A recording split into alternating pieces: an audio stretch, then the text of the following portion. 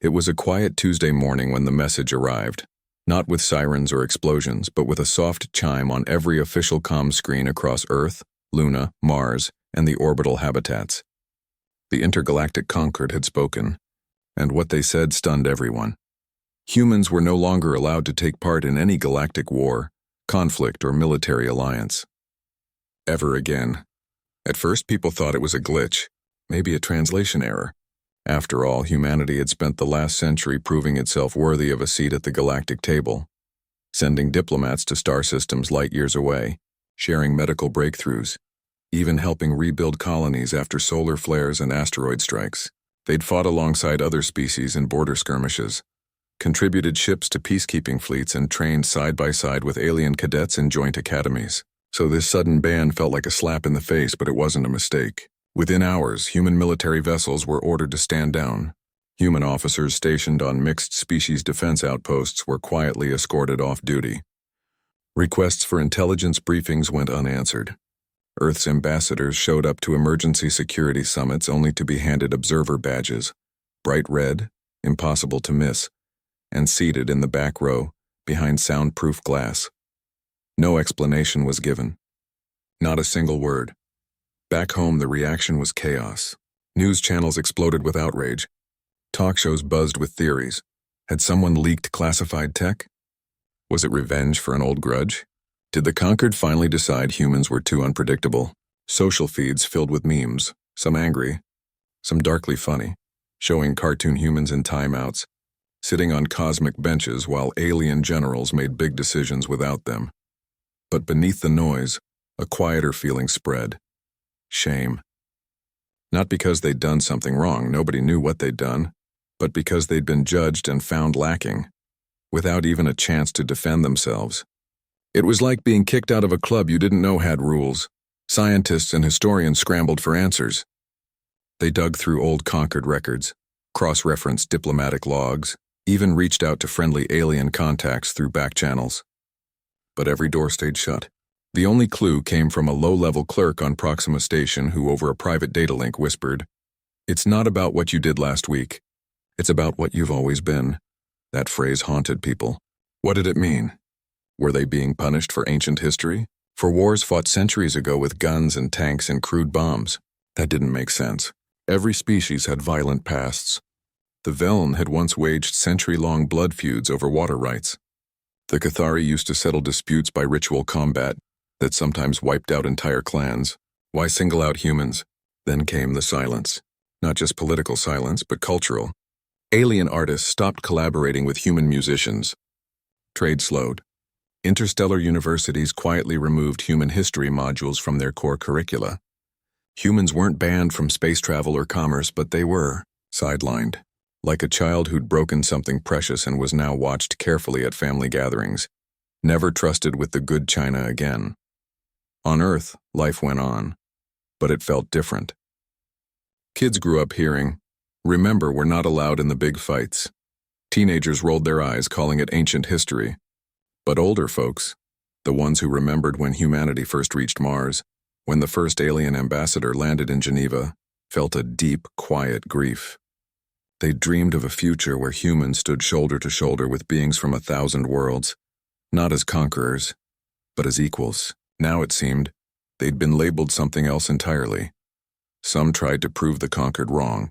Volunteer groups formed, offering humanitarian aid in war zones, hoping to show that humans could be healers, not just fighters. Others doubled down on science, pouring energy into clean energy, neural medicine, and deep space rescue tech, areas where humans still had respect. But the shadow of the ban lingered over everything. Years passed.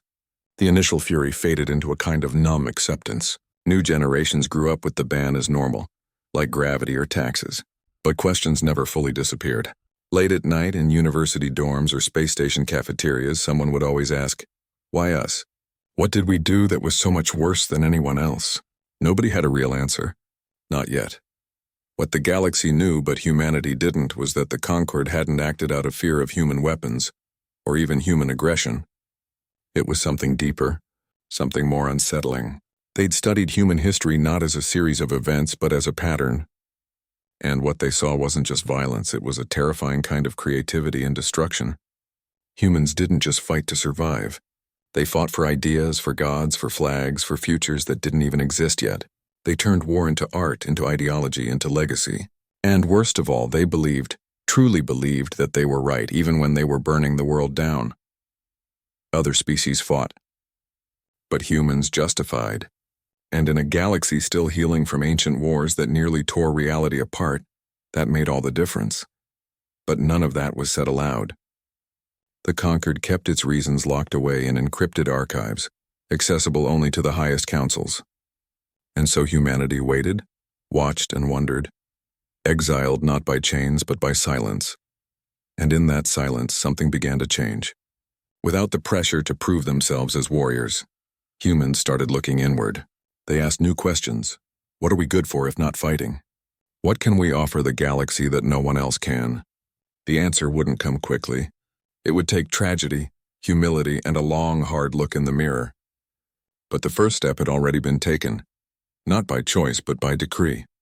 The galaxy had drawn a line, and humanity, for the first time in its history, had to learn how to stand behind it, and still matter. For now, though, all they could do was wait, and hope that one day someone would finally tell them why. Decades passed. The band didn't lift, but life went on. Humans built more colonies, sent probes deeper into unknown space, and even started hosting interstellar art festivals that drew curious visitors from dozens of worlds. On the surface, things seemed normal, but underneath, a quiet hunger remained, the need to understand why. Then came the breakthrough, not from a government lab or a military archive, but from a dusty university library on the moon. A historian, someone who spent more time with old data chips than with people, stumbled onto something strange. While cross-referencing ancient Earth War records with newly declassified Concord educational modules, they noticed a pattern. Every time human history was mentioned in alien academic texts, it wasn't under military strategy or political evolution. It was filed under case studies in recursive violence. That phrase didn't mean much at first. But as they dug deeper, the truth began to unfold. Other species in the galaxy had wars, yes, but their conflicts usually had clear limits. They fought over territory, resources, or honor, but once those were settled, they stopped. Their weapons were precise. Their battles had rules. Even their most brutal wars rarely threatened their own survival, let alone the balance of entire star systems. Humans were different. Go back just a few hundred years, and you'd find wars where millions died, not for land or food, but for ideas, for flags, for beliefs about how the world should be. Humans didn't just defeat enemies. They tried to erase them from history, from memory, sometimes from biology itself. They built bombs that could end civilization in minutes. They poisoned oceans, scorched forests, and warmed the planet until it turned against them, all while arguing over who was right. And here's the part that really troubled the galaxy. Humans believed. They were doing the right thing. Even when they caused unimaginable suffering, they wrapped it in words like freedom, security, or destiny. That made them dangerous in a way no other species was. A warrior who fights for survival can be reasoned with, but someone who fights because they think the universe demands it, that's a fire that doesn't go out, it spreads. The historian shared these findings quietly at first in academic circles, but the message spread like wildfire. Suddenly, people began rereading their own past with new eyes. School children learned that the same species that gave the world symphonies and vaccines also invented concentration camps and drone strikes. That the same hands that built hospitals also designed weapons that could kill from thousands of miles away, without ever seeing the face of the person dying. It wasn't about shame. It was about clarity. People started asking harder questions. Why did humans keep repeating the same mistakes even after promising never again? Why did peace always feel temporary, like a breath between storms? And why, when given the chance to join a galactic community built on cooperation, did so many still dream of being the strongest, the fastest, the most feared? The answer wasn't simple, but it was human. Unlike many alien species whose societies evolved slowly over millennia with stable traditions, humans lived in constant upheaval. Technology raced ahead of wisdom. Emotions ran hot. Hope and fear tangled together in ways that made them capable of breathtaking kindness and sudden, shocking cruelty. They weren't evil. They weren't broken. But they were volatile, like a star that burns too bright, too fast. And the galaxy had seen what happened when that fire touched war. There were whispers, too, of secret conquered simulations, virtual models that tested how different species would behave in large-scale conflicts. In every scenario where humans were included, the outcome spiraled beyond control, not because humans were the strongest fighters, but because they kept changing the rules. They'd start with peace talks, then launch surprise strikes. They'd promise mercy, then deploy experimental weapons just this once. They'd lose a battle and respond by targeting civilians to break morale. Other species found this baffling. To them, war was a terrible but predictable tool. To humans, it was a canvas, and they kept painting new horrors on it. This wasn't hatred from the conquered. If anything, it was sorrow. They saw humans not as monsters, but as children playing with matches in a room full of dry wood. The problem wasn't that humans wanted to burn the place down.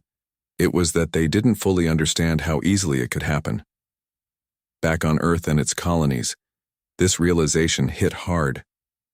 At first, many refused to believe it. "We're not like that anymore," people said. "We've evolved." But then someone would point to the last century, how quickly old rivalries flared up over water rights on Mars, how fast propaganda spread during the Titan mining disputes, how close Earth came to shutting its borders again during the energy crisis of '42. The patterns were still there, just quieter. Slowly, a new kind of humility began to grow, not the kind that comes from defeat but from understanding. People started looking at their history not as a list of victories but as a warning label. They realized the ban wasn't about punishment, it was about protection. Not just for the galaxy, but for themselves. Imagine being told you can't drive because every time you get behind the wheel, you end up crashing, not out of malice, but because you keep getting distracted by the radio, the scenery, your own thoughts. You might be angry at first, but eventually, if you're honest, you'd see the truth. It's not that you're a bad person. It's that you're not ready. And that's okay, if you're willing to learn. That's where humanity found itself. Some turned away, pretending the whole thing didn't matter. Others doubled down, building private militias in the outer belts, dreaming of proving the galaxy wrong. But a growing number chose a different path. They asked, "If we can't be warriors, what can we be?" And that question changed everything. Schools began teaching conflict resolution alongside physics. Engineers designed rescue drones instead of combat bots. Artists created immersive experiences that let people feel the pain of war, not as heroes or villains, but as ordinary people caught in the middle.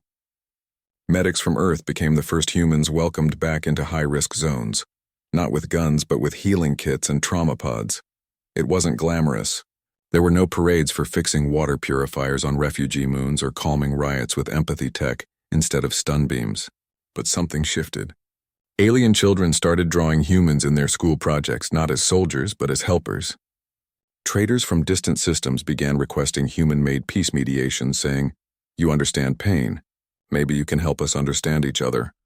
The galaxy wasn't forgiving them, not yet, but it was starting to see them differently. And for the first time since the ban, humans began to see themselves clearly too, not as victims of a cosmic injustice, but as a species with a dangerous gift. The power to imagine a better world, and the terrifying ability to destroy it before it's built. The lesson wasn't easy, but it was honest. And in a universe full of ancient civilizations that had long ago learned their limits, humanity was finally starting to learn theirs. They still didn't know what the future held, but they were beginning to understand the past, and that was the first real step toward earning back trust. Not with weapons, not with victories, but with quiet, daily choices to be something other than what they'd always been. And maybe, just maybe, that was enough to start with. It happened on a moon nobody had ever heard of, Silo 7, a dusty, mineral-rich rock orbiting a quiet star near the edge of known space. To most of the galaxy, it was just another mining outpost. But to a group of humans who'd grown tired of being told no, it was a chance to prove they still mattered. After decades of being shut out of galactic defense, some humans had turned to private security work. Not official military stuff, just contracts to guard cargo ships, patrol remote stations, or protect mining operations in unstable zones. It wasn't glorious, but it was something, and for a while it worked. They followed the rules, stayed out of major conflicts, and kept their heads down. But then came the offer from the Xylos separatists. They were a small faction, angry about unfair resource taxes and demanding independence from the larger planetary government. They weren't officially at war, just in a tense standoff. And they needed protection, fast. They hired a human-run security firm promising good pay and full autonomy. The humans said yes. What they didn't know, or maybe didn't want to admit, was that this wasn't just about guarding a mine. Tensions were boiling over. Shots had already been fired. And the separatists weren't just looking for guards. They wanted an edge. That's when they brought out the neural pacifier. It was supposed to be non-lethal, a drone that emitted a low-frequency pulse to temporarily disrupt nervous systems, causing paralysis for a few minutes. Perfect for crowd control, the engineers claimed. Tested on volunteers. Safe. Humane. Except it hadn't been tested on the Cathari. The Cathari were the native species of Xylos 7, tall, gentle beings with complex neural networks tied closely to their planet's magnetic field. They weren't fighters. Most worked as miners, healers, or teachers. When protests broke out near the main settlement, the human team, under pressure and low on options, deployed the drone. What happened next wasn't intentional. It wasn't even malicious. It was worse, it was a mistake born from arrogance. The drone's AI, trained only on human and a few common alien biosignatures, misread the Cathari nervous system as hostile anomaly. Instead of a mild pulse, it triggered a full cascade override. In seconds, over 12,000 Cathari collapsed, not asleep, not stunned. Their bodies shut down completely. And because their biology was so finely tuned to their environment, the shock caused irreversible neural decay. They didn't wake up. They never would. The humans realized too late. Panic set in. Communications were scrambled. Orders flew back and forth. And then came the worst part. Instead of calling for help, the team tried to hide it. They claimed it was a natural event, a rare atmospheric surge. They erased logs. They pressured witnesses. They even suggested the Cathari might have poisoned themselves to frame the separatists. But truth has a way of rising, especially in a connected galaxy. Within days, independent investigators arrived. Medical teams from 3 different species confirmed the cause. The drone's signature was unmistakable. And the cover-up, that was all human. When the full report reached the intergalactic Concord, there were no shouts, no emergency votes, just silence. Then a single statement released to all member worlds. This confirms what we feared. The prohibition stands not as punishment but as mercy. Back on Earth, the news hit like a gut punch. People were horrified, not just by the tragedy but by the instinct to hide it. That was the real wound. It wasn't that humans had made a mistake. Everyone makes mistakes. It was that their first reaction wasn't to fix it but to protect themselves, to spin it, to make it someone else's fault. That pattern, it was familiar, too familiar. Old footage started circulating again, clips from Earth's own past, governments denying chemical attacks, corporations hiding pollution data, armies calling civilian deaths regrettable but necessary. The same reflex, the same fear of being seen as flawed. Now the whole galaxy was watching, and the message was clear. You still don't get it. Protests erupted, not against the Concord this time, but against the human security firm, against the culture that let this happen. Young people demanded accountability. Veterans who'd once dreamed of galactic combat now spoke out. We were wrong to think we could handle this. Even the firm's own staff broke ranks, sharing internal messages that showed how warnings had been ignored, how safety checks were skipped to save time. The Cathari didn't ask for revenge. They never did. Instead, their elders sent a simple request. Tell us why you tried to make us invisible. That question echoed across human colonies. In classrooms, in newsrooms, in quiet homes on Mars and Europa, people struggled to answer it. Why had they tried to hide it? Was it shame, fear of losing what little trust they had left? Or was it something deeper? The old habit of believing that if no one saw the damage, it didn't really happen. The Concord didn't punish the humans with fines or exile. They did something far more powerful. They made them face what they'd done. Publicly, fully, without excuses. Every human child now learned about Xylos 7 in school, not as a footnote, but as a turning point. Not a tragic accident, but a failure of character. And slowly, painfully, humanity began to change. Private military contracts were banned by Earth's own council. New ethics protocols were written, not by politicians but by doctors, teachers, and survivors of past wars. Engineers redesigned all non-lethal tech with universal biosafety standards, tested across dozens of species before approval, but the real change was inside. People started asking before acting. Could this hurt someone we don't understand? Are we doing this because it's right or because it's easy? The Cathari never fully recovered from that day. Their population on Xylo 7 shrank by half. But something unexpected happened. Human medics, volunteers, no pay, no glory, began arriving on the moon. Not to guard, not to fix, just to help. They rebuilt clinics. They learned the Cathari language. They sat with grieving families and listened without offering solutions. At first, the Cathari kept their distance. But over time, they let the humans stay. And in those quiet moments of shared sorrow, something new began to grow. Not trust, not yet, but the possibility of it. The galaxy watched. And for the first time in a long time, they saw humans not reaching for weapons or excuses, but for understanding. It wasn't redemption. Not yet, but it was a start. And sometimes in the long arc of history, a start is the hardest and most important part. After Xylo 7, something shifted, not with a bang, but with a quiet turning inward. Humans stopped trying to prove they belonged in the galaxy's wars. Instead, they started asking a different question. What if we're meant for something else? It wasn't easy. For generations, strength had been measured in firepower, speed, and victory. Now, with the door to battle firmly closed, people had to redefine what it meant to matter. At first, many felt lost. Young recruits who'd trained their whole lives for defense academies suddenly had nowhere to go. Engineers who'd designed shields and targeting systems found their skills unwanted. Even artists struggled. How do you write songs about courage when your species is seen as too dangerous to be trusted with a weapon?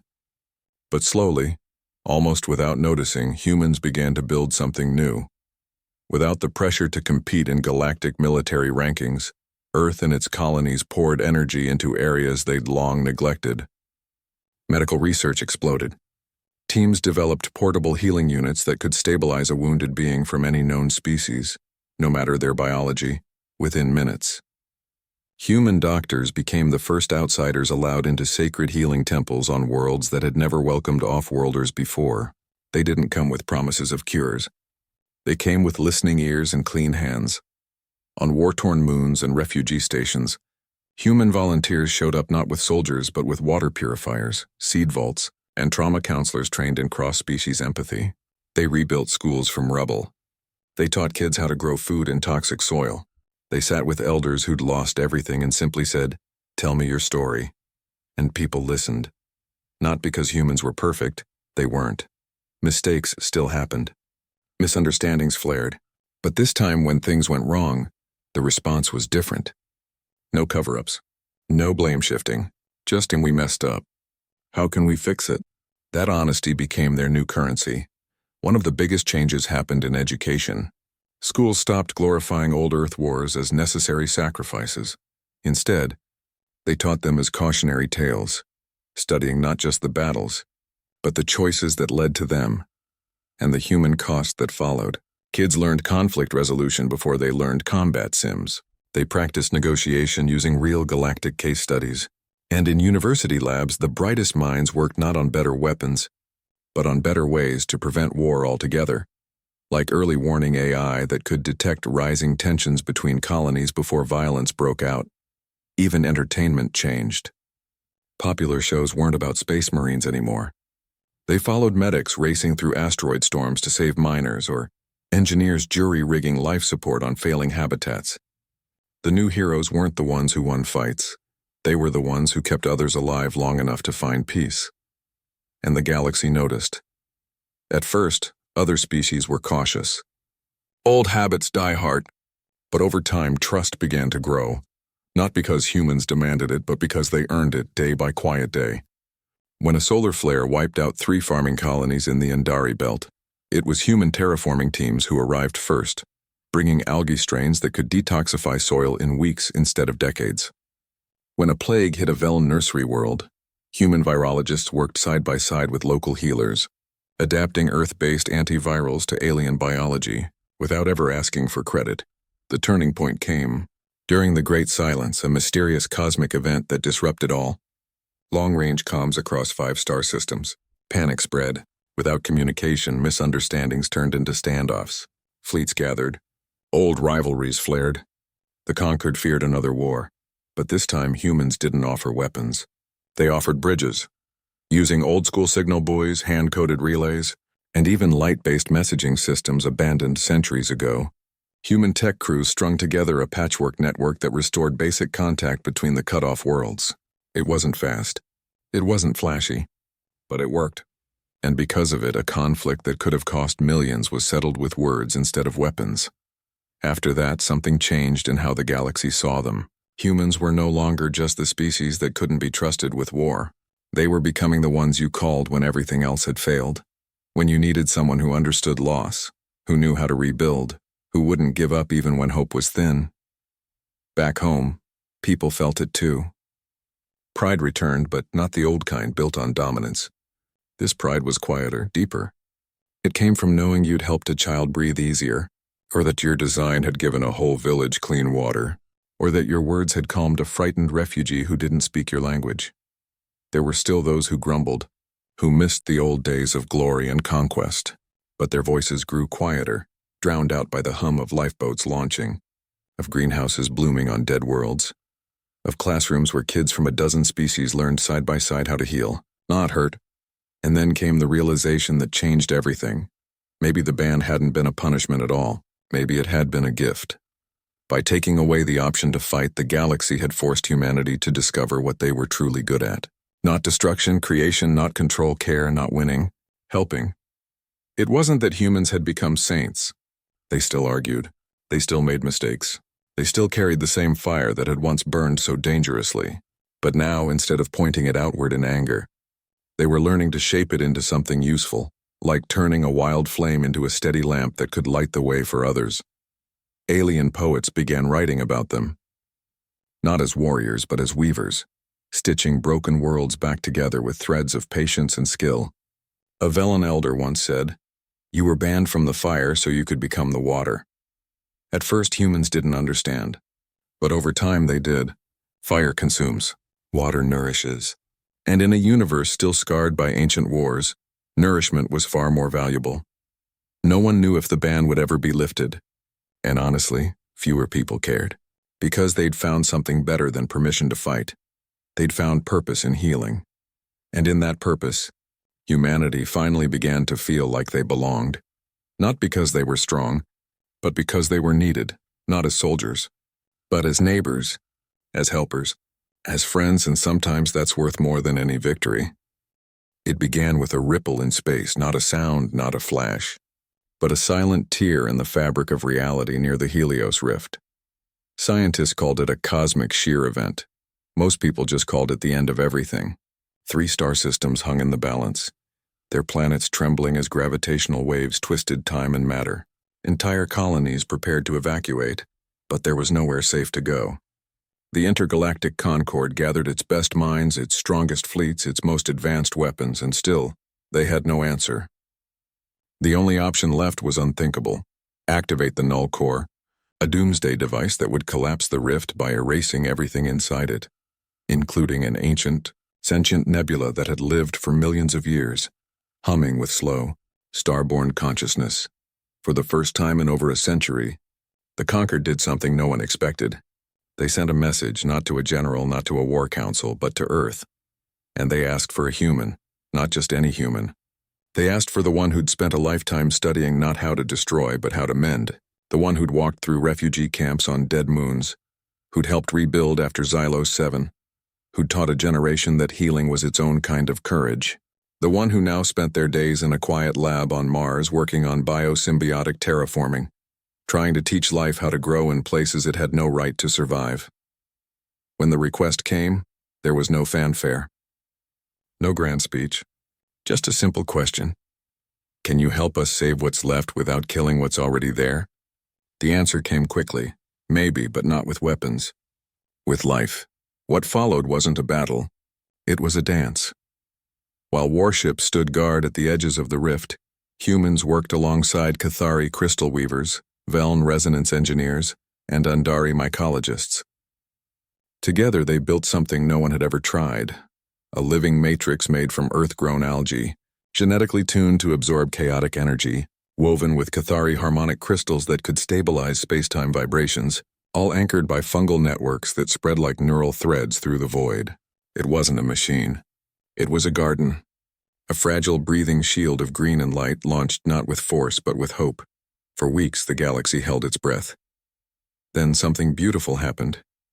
The nebula, once seen only as a cosmic landmark, began to respond. Its slow pulses synced with the matrix.